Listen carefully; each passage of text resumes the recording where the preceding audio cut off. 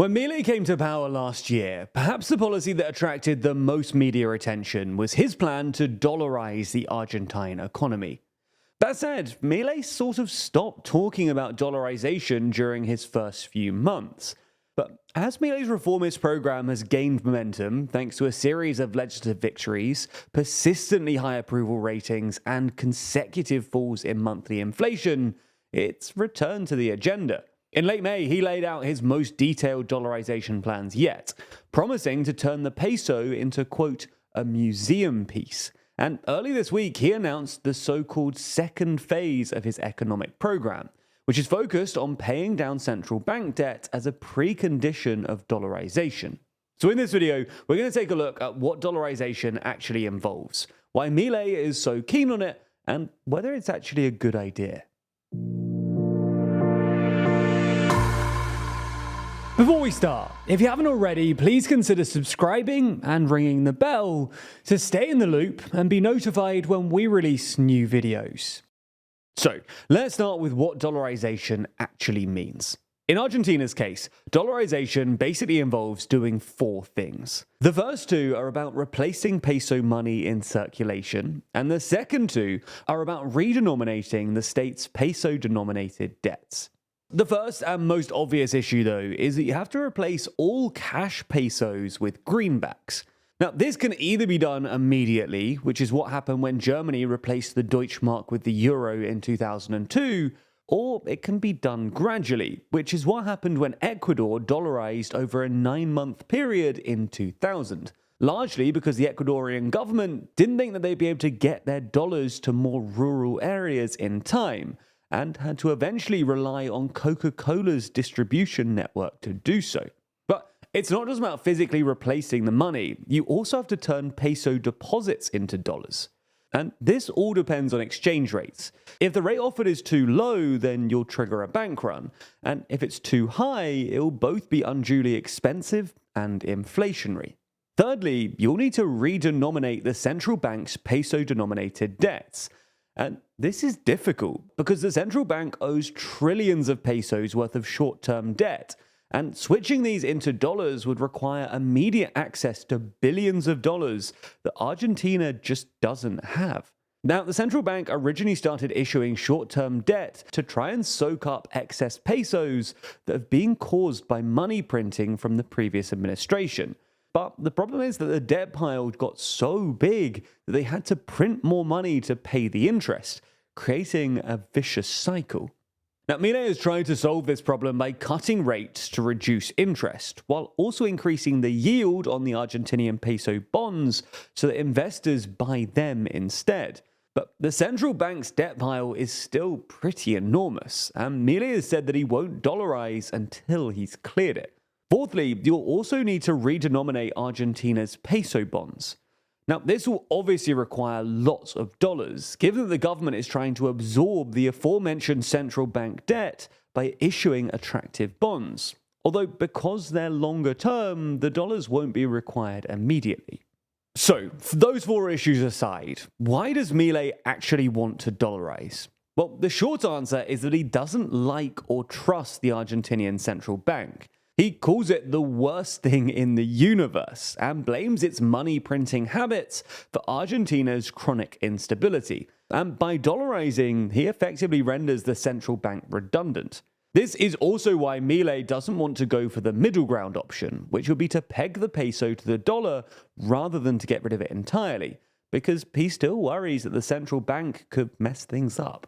Dollarization would also essentially tie the hands of future administrations. So even if Milei were to be replaced by a more big spending president, they wouldn't be able to just print money to pay off their debts, as previous administrations have done.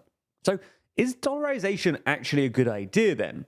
Well, the short answer is that it's hard to say, and economists smarter than us are still arguing over it.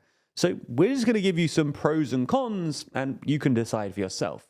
The main argument against dollarization is that Argentina will never be able to get its hands on enough dollars to actually do it. To dollarize, Argentina needs enough dollars to do the following: buy back all peso cash in circulation, convince depositors that there's no risk of banks running out of dollars to prevent a bank run, pay off the short-term obligations on its bonds, and convince investors that they can meet their long-term obligations so that they'll agree to restructuring. Now, just how many dollars will be required to do all of these things is disputed, largely because it's hard to say how many dollars you'll need to convince people that a bank run isn't going to happen. But the Council on Foreign Relations reckons that overall, Argentina will need something like $50 billion. And this is a frankly implausible amount for a country that currently has negative net foreign exchange reserves. However, dollarization advocates dispute this number. They argue that if you do it gradually, which is what Milei wants to do, you don't actually need that many dollars in reserve. Because, thanks to years of peso devaluation, Argentinians have loads of dollars hidden down the back of the proverbial sofa. According to Argentina's National Institute of Statistics, at the end of 2022, Argentinians held an estimated $250 billion in foreign bank accounts, safe deposit boxes, and undeclared cash. Roughly 50% of GDP, and way more than the $50 billion required. So dollarization advocates claim that once you dollarize, these dollars will flow into the Argentinian banking system, eliminating the bank run risk. And to be fair, this is what happened in Ecuador. Once it was announced that they were dollarizing, back of the sofa dollars flooded into the system, even though Ecuadorian banks were so beleaguered that they were offering literally negative interest rates. The other big argument against dollarization, though, is that you lose your so-called monetary sovereignty. In other words, your central bank loses the ability to raise or cut interest rates to stimulate growth or bring down inflation. Instead, Argentina's de facto central bank would be the US Federal Reserve, and Argentina would have to deal with American cuts or hikes, even if they didn't fit Argentina's economic circumstances. In fact, this is one of the reasons that even though they've had relatively low inflation rates, dollarized economies in South America, including Ecuador and El Salvador, have seen relatively weak growth rates since dollarization. Losing the ability to print a national currency also means that if Argentina can't repay its debts, it would have to suffer a painful default. Again, both Ecuador and El Salvador have faced fiscal crises since dollarization, exacerbated by their inability to pay off debts in their national currency. But dollarization advocates would say that monetary sovereignty is overrated when your central bank and politicians have regularly abused it to print inflation-inducing quantities of domestic currencies, as happened in Argentina. Milei, for instance, would accept that dollarization would force fiscally profligate administrations to default, but that's exactly the point. He's trying to impose fiscal and monetary discipline on future administrations by removing their ability to print their way out of danger. Ultimately, if you want to learn more about the rise of Milei and what he's really trying to achieve here, then we have a full article on exactly that in Too Long.